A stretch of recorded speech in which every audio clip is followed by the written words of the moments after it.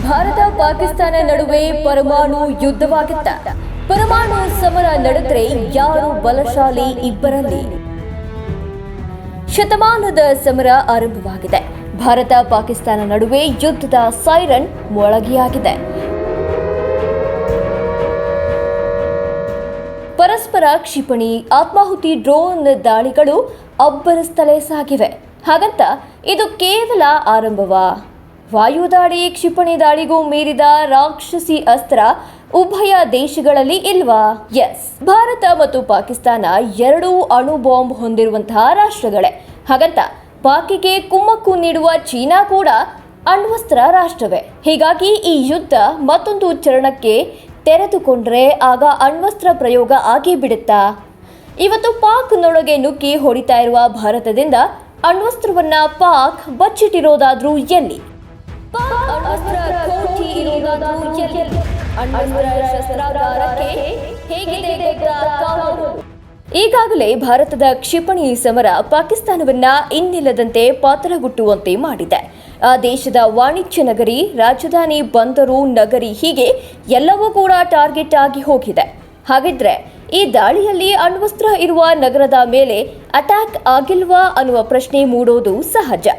ರಾಜಧಾನಿ ಇಸ್ಲಾಮಾಬಾದ್, ರಾವಲ್ಪಿಂಡಿ, ಲಾಹೋರ್, ಕರಾಚಿ ಪೈಕಿ ಎಲ್ಲಿದೆ ಪಾಕ್ನ ಅಣ್ವಸ್ತ್ರ ಅನ್ನೋದು ಈಗ $1 ಮಿಲಿಯನ್ ಪ್ರಶ್ನೆ.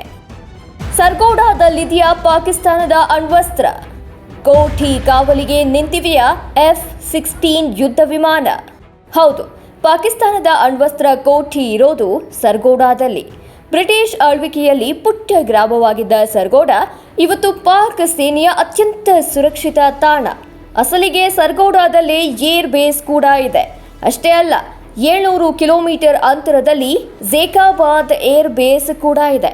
ಈ ಅಣ್ವಸ್ತ್ರ ಕೋಠಿಯ ಕಾವಲಿಗೆ ಈ ಎರಡೂ ಏರ್ ಬೇಸ್ಗಳಲ್ಲೇ F-16 ಕಾವಲಿಗೆ ನಿಂತಿದೆ. ಸರ್ಗೋಡಾದಿಂದ ಹೊರಬರುತ್ತಾ ಅಣ್ವಸ್ತ್ರ, ಶಾಹೀನ್, ಘಜನಿ, ಗೋರಿಗಳು ಸಜ್ಜು. ಅಣ್ವಸ್ತ್ರವನ್ನ ಹೊಂದಿರುವ ಸರ್ಗೋಡ ಲಾಹೋರ್ನಿಂದ 187 ಕಿಲೋಮೀಟರ್ ದೂರದಲ್ಲಿದೆ. ಇಸ್ಲಾಮಾಬಾದ್ ಬರೋಬ್ಬರಿ 241 ಕಿಲೋಮೀಟರ್ ಇದ್ರೆ ಕರಾಚಿ 1202 ಕಿಲೋಮೀಟರ್ ಇದೆ.